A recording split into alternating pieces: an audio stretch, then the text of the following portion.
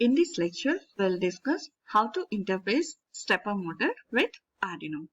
Stepper motor is a brushless DC motor which divides the full rotation angle, that is 360 degrees, into a number of equal steps. Because of this reason, this motor is called as stepper motor. Unlike the DC motor, which rotates continuously when we apply the DC voltage, the stepper motor rotates in discrete step angles. The motor is rotated by applying a certain sequence of control signals. The speed of rotation can be changed by changing the rate at which we are applying the control signals. Basically, there are two types of the stepper motor. One is unipolar stepper motor and another one is bipolar stepper motor. Before connecting any stepper motor to the Arduino, we should know what type of the stepper motor we are connecting, because the circuit diagrams are different for the unipolar stepper motor as well as for the bipolar stepper motor. And to explain the demo, now we are saying how to interface the bipolar motor to the Arduino. This is the image of the bipolar motor. If we observe, we can tell that it contains 4 terminals or 4 wires, because the bipolar motor contains 2 coils or 2 windings. These endings represents these wires. This diagram shows how to interconnect a bipolar motor to the Arduino. The bipolar stepper motor is connected to the Arduino by using a driver motor IC, which is represented by L293D. This IC is a motor driver IC, which is a 16-pin IC. It contains H-bridge circuit to control this stepper motor.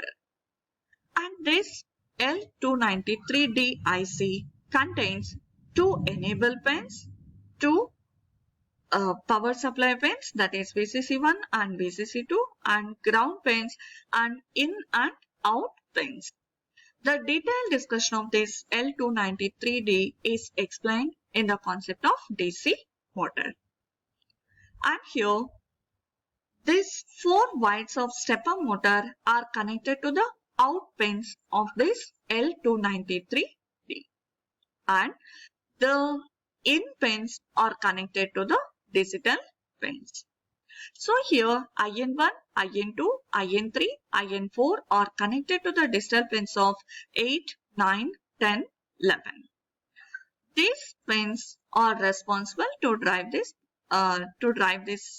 IC based on the control signals which can be given by this Arduino, and based on that we are rotating this stepper motor.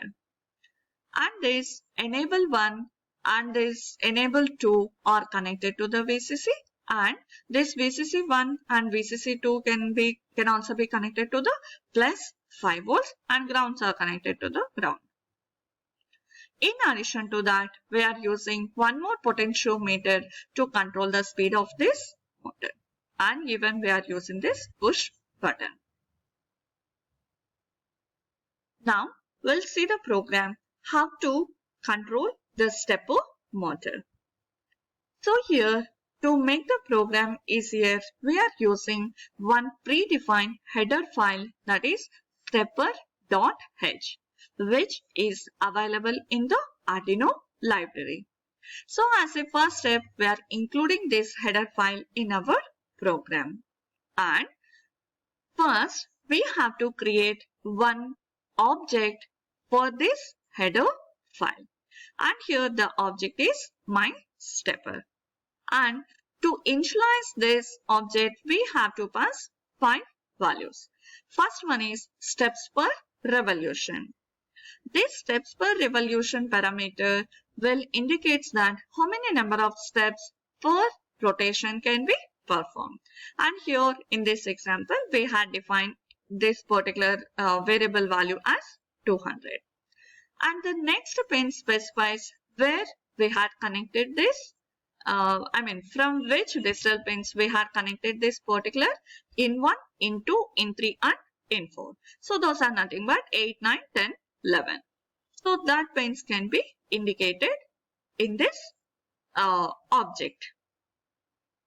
Next, in the setup, first we have to define what is the RPM for this stepper motor. So here I had considered the example RPM as 20. RPM is nothing but rotations per minute of a motor. So this RPM can be initialized by using the function such as set speed. So to use this function, first you should write down the object name dot set speed. After that you should pass the some integer value.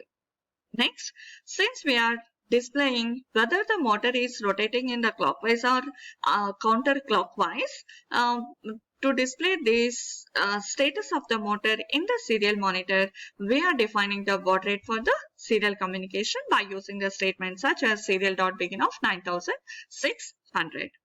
Next, in the loop, mainly we are using one function to rotate the motor, that is step. For this step function, we have to pass one parameter, that is steps per revolution, which you had already defined. So here in the first step, we are moving our motor in the clockwise direction. After one revolution, we are moving the motor in counterclockwise direction. So to move the motor in the clockwise direction, we are using the function such as object name dot step of steps per revolution. That is my stepper dot step of steps per revolution. After some delay, now we are moving the motor in counterclockwise or anti-clockwise direction. And here, to move the motor in the counterclockwise direction, we should pass the negative values. So that means we should write down the function as my stepper dot step of minus steps per revolution. So since we are writing all these statements in the loop part, continuously the motor can be moved in the clockwise direction. After that, in the counterclockwise direction. Again, it can move in the clockwise, counterclockwise for the infinite number of times. Thanks for listening to class.